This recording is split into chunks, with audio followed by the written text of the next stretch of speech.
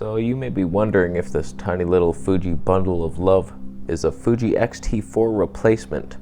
Can you get the performance of what you're witnessing right now in this tiny, half the size, half the cost, but not half the joy camera? Oh.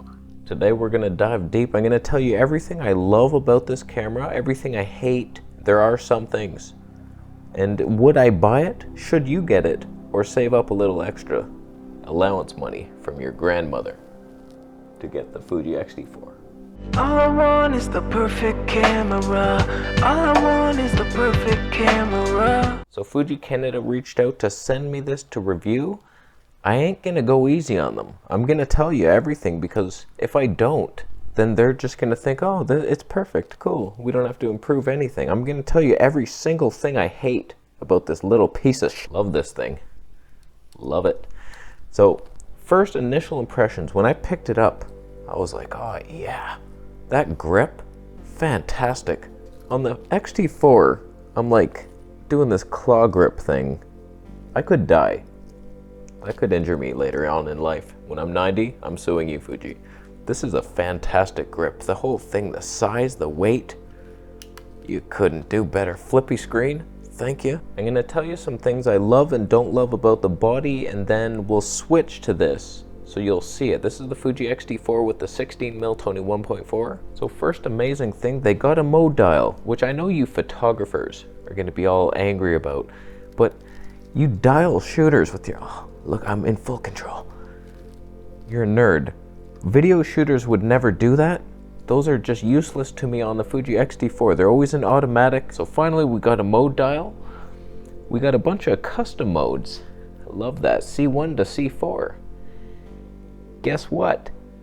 You can't save video settings in them. The rage in my heart. I was like, why are they there then? Apparently in a firmware update, there's potential that they could change it. I'm just surprised that they didn't even think to, oh, why would you want that? For me personally, I'd like a studio setup, a vlog setup, and then a slow motion setting. I could have so much, like this should be custom white balance. I'm not. I'm doing auto just to see how they compare, but I would not have digital stabe on. It would be nice to just switch into vlog mode, then you're in auto white balance, digital stabe, things like that, and then the slow motion switch, but we can do none of that. But so many things about this body are improved, like the mic jack is up here now. It's a tiny little flap, this little dingle thing, that don't get in the way. You can move around, it's up out of the way. The doors, they swing out and stay there. That's nice. I hate the flaps where you're trying to charge your thing and you gotta hold it out, and it's like a condom waiting to break. It's so much lighter too. This would be your vlog camera if it didn't have a couple devastating flaws, which we'll get to. But it's so much lighter and cheaper for like almost identical image quality. There's no 10-bit. That's the main thing that's missing, but you can do it in HDMI out, but be real with yourself, you're never gonna do it. The 4K 8-bit looks good. I'm very happy with the Sony a7 III 8-bit. YouTuber scrubs don't need 10-bit. We want it for no reason. Or is there a reason? Now if we take a look at the undercarriage of this camera, we have a pretty terrible battery. It doesn't last very long. In 4K 30p, I was able to make 2 videos about 45 minutes. That's not great. I can make a good 3 on this one. I had a little bit of B-roll in the 240. The fact that we get 240p in here, thank you, Fuji. Fantastic. The SD card slot's also in here. Not a huge fan. You need the claw grip to get it, and there's only one slot, but I don't mind that. It's just the battery life is a bit disappointing. That battery's gonna die hard. That is gonna die hard. That's fine, because we're in the cinema, my friend. If you would have just said, oh, do you want the grip a little bigger to put the X-T4 battery in there? Yeah, I would do that, but we understand. Everybody borrows that cripple hammer from time to time. He's fun to play around with. You swing, you smash him, shit, you get your anger out. I get it. And for those who are about to whine about not having 4K 60p in here, that's not real slow motion, and nobody films regular 60 frames per second video except martial artists who have dishonored their sensei and banished from the dojo forever. That's the only people on earth who would ever use that mode. So I don't mind that it's not even in there. 240p is the truth.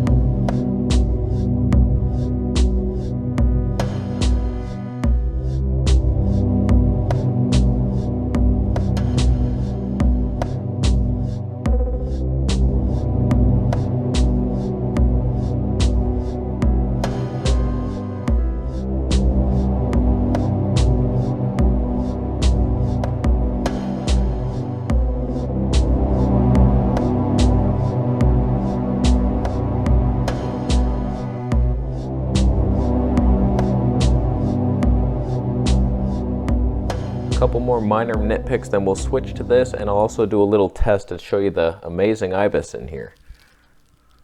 I don't like the on-off switch. It's kind of hard to do sometimes if I'm down there.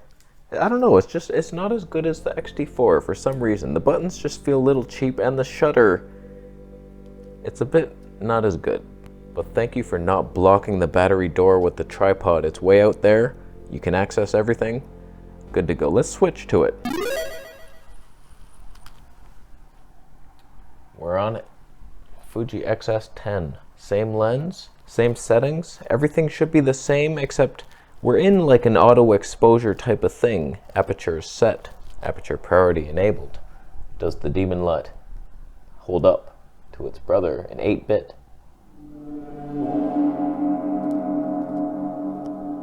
And if you're wondering why I have dents in the side of my forehead, I was not kicked by a horse. Thank you for wondering, but I wore these headphones and it presses my hair down. I'm a moron. So one thing I must say that I feel is improved in this is the autofocus. I think it's better in the S10 than it is the XT4. Or this lens is better, because that's what I'm using outside. It never loses me. Usually when I turn on the Fuji X-T4, it loses me, but I think this has head detect now. Maybe they'll give a little update of the Kaizen variety in the XT4. I would appreciate that. The box was off me. We'll test it outside, but I've been very impressed. It's not hunting. When it comes to the IBIS, I'm happy you put it in there. Thank you. But we're gonna have to test it. I'm gonna show you. Let's go outside. We'll do a little Fuji X-T4 vlog test, same lens, then I'll switch the system, then you'll see it. You have to see it to believe it. Alrighty, we're on the Fuji X-T4 we're in 1080p. I figure we also do a 1080p comparison, but they should be identical. Pretty much the 4K, the slow-mo, it should all look the same. Oh, that's a nice truck. That's a good one. I love those. I'll wait for it. I'll give you time. You got to get ready. I understand. I understand it. We're going out for dinner. You got to put on some makeup. Whatever you got to do. I'll be here. Okay, so we have no digital stab on. It's just the IBIS, and there's no lens stabilization. So I'm going to switch to the XS10 and see if it has XS stabilization. Okay, now we're on the XS10. It probably got worse. You could be capable? Oh God, it's a mix between capable and careful. It's in there, in the Latin dictionary. To be fair here, they did say this is a pre-production model, and the IBIS might need to be tweaked. It might be off by 1 degree. I didn't fully understand that one. Gerald did. He knew exactly. Oh yeah, the pinpoint, the algorithm. isn't triangulated right. I get it. It'll be there once you... I know nothing. So the stabilization will likely improve, but they sent me this in this state, and I'm going to show it to the world. There you go. You might have wanted to finish that one first.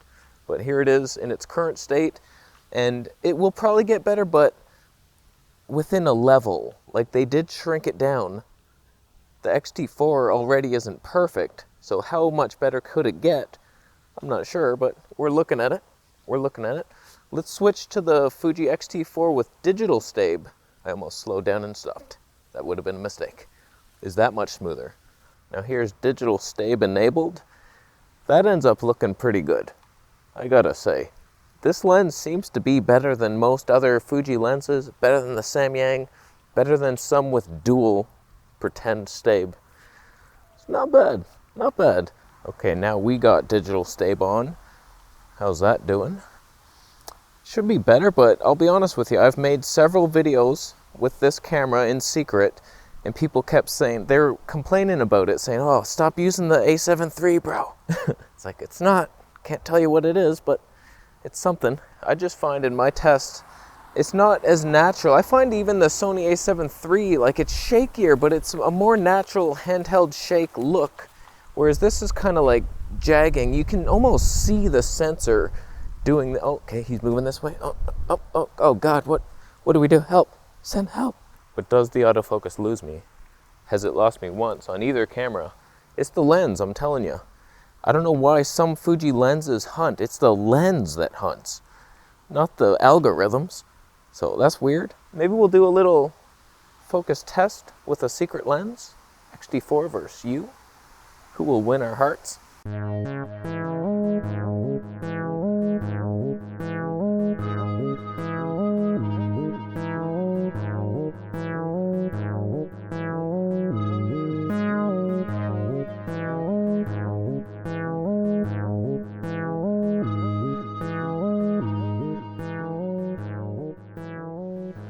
Hi there, name's Augustus Firmweather.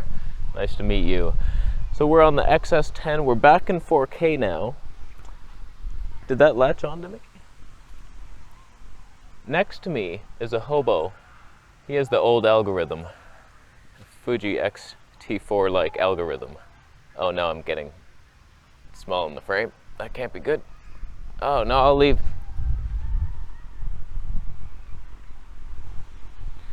But when I come back, it's pretty much all good here. It's all good here. Turn around, it doesn't even matter. What's that over there? You have time to wait. Did it wait? Does it have head detect? Do you track the back of my head for these kind of vlogs? Walking off into the sunset vlogs. How fast is it? Not very fast. That hurts. I didn't play with the speed settings. Oh, that's user error hard. Oh, that is smooth. Wow.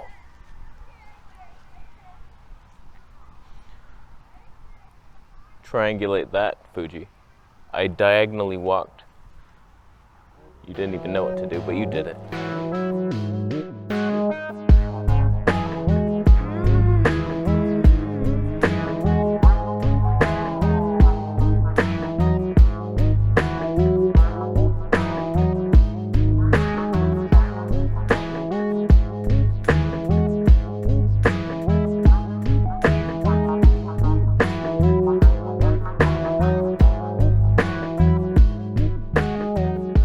What I'm noticing, there's a couple things. The auto exposure, it very second guesses itself and changes quite often. Hopefully it's not doing it now, but I just noticed like waves of darkness, like it's constantly, because Fuji exposes for the skin tone so perfectly, they're constantly working at it and it changes quite a bit. I don't think it steps like it used to, but it's a noticeable change. I'll show you an example of it. This was one of the first videos I did and I was surprised. I don't know if it's like the sun was changing outside. I am using mostly window light, so user error in our hearts. But it was changing quite a bit. And outside I notice it as well. In the sunlight it's just like these waves Waves of darkness in your soul, Fuji. That can probably be tweaked in a firmware update, and Fuji's known for it. Like, my XT4 is so much better than when I first got it. Like, maybe 4 updates later, and it's like, all right, this is actually really good now. So I have faith they will improve that, and they better. The 10-24 Mark II coming. I don't think they improved what we needed to be improved. They said the stabilization is a one-stop increase, but will that fix the warpy stuff? I don't think so. It just might be a physical impossibility unless you're a Sony reptilian overlord with active stab. That's not a digital crop, it's a physical, nobody knows what that is, but it works. But it's like, it's now weather resistant. Not gonna help a vlogger. No camera is weather resistant once a mic is plugged into it. So like, all your sealing just wasted my time. Thank you for not putting it in here. I don't mind that. Open up the flash door, let it rain. But I asked if the autofocus motors have been updated to the new ones, new linear ones that are smooth and made for video, and he's like, no. What, did you want that? Yeah, every single lens you release from this day forth needs that. This is the one area of life where I fear for the Fuji future of our hearts. They need to entirely develop their whole organization like a laser beam at video autofocus lenses. And then this 18, that's an interesting lens there. The 18, it's like this lens, but a bit tighter, slightly more tone because of the tightness. It's not a lens I would have made. It wasn't a focal length I was screaming for because we have it on the 18-55 kit lens, and that Tony 2 is tiny. They didn't tell us the size of this thing, but I imagine it's not tiny like the 2. We need wide, and I was asking them, it's like, we getting a 12 mil anytime soon? Like, it's not even on the radar. So if you want to vlog on a Fuji system, this is probably the best lens, the 16 mil 1.4. The 2.8 lost me a lot. It was hunting all over the place. That's supposed to be their better autofocusing lens. It's not. And the kit lens is okay, but it's a bit tight. I don't see it. The future for vlogging, I'm using a Samyang. Frickin' manual focus Samyang. With the colors all whacked. And it's still kind of shaky. I'm just telling you my perspective as a YouTube hobo. This is what I would want. More wide lenses, that's fun. I love the 20 mil 1.8 on the Sony. It's like, all right. Fuji doesn't have an equivalent to that. I miss the fun. And don't even get me started on that 16-80 Tony 4. I just made a video with it. It was the Panasonic BGH1 video. It was very shaky, even though it has dual stab. And the zoom, it loses focus immediately, and it's like rocking back and forth. Heavy Tony 6. I put that thing back in the box where it belongs, and I'm gonna send that one to hell. I'll send all the other stuff back to Fuji headquarters. That one's going to hell, where it belongs. Demons made it. Not even good demons. There's some good demons that make good lenses, the 16 mil. I'm ashamed. So bottom line here, do I recommend this camera? If you want to get into the Fuji system, you got the colors. Like, everything is so good about it. It's almost an XT4. It's gonna function basically the same. It's just, can you deal with the battery life not being as good? Losing 10 bits, not that important. You still get your fantastic slow-mo. Autofocus might be even better. It's so much lighter and cheaper. If it's me, I'm saving up for the XT4. It's just a little more polished. I wish the XT4 had this grip and the mode dial. Like, there's things in here that I love. But out in the street, as you saw, the IBIS is not on the same level. But if you're just sitting here, fantastic little camera. Totally, you could get by with it. Maybe even a dummy battery in there plugged into your wall. Oh, the dreams, the unlimited energy. Although, we got a 30-minute limit here. So does the XT4, because it gets hot. Oh no. It was so funny. Gerald in the meeting, he's like, Fuji, just let me burn myself. Let me live my life. I agree. I'm willing to risk fire. So I just wanted to tell you guys all the flaws just so you know what you're getting into, but for the price and the size, fantastic. Fuji, oh, I love the colors so much, the usability, that's good. Just don't take it outside ever. Don't walk with it. Just stand there like a nice boy. So the Fuji way of life is an honorable path, and I do encourage you to take it. with a horse, if you find one. You can get the cinema for not that much money, my friend. It's an amazing camera. I'm very happy to be going back to my XT4 after this. So it's not a camera that I'm gonna miss much because I already have their best one. But if I had no Fuji and I only had like $30, I'd buy this. Probably not due to the miniaturized IBIS, but other than that, you got yourself a winner, Fuji. Bravo. So, what do you think? How did it perform today versus the Fuji? Could you notice the IBIS difference outside? Exposure weirdness? Was that happening? Autofocus? Fantastic ability? Secret lens? Reviewing soon? Thanks for watching and buying a Camera Conspiracies t-shirt. Subscribe for more videos, saying it.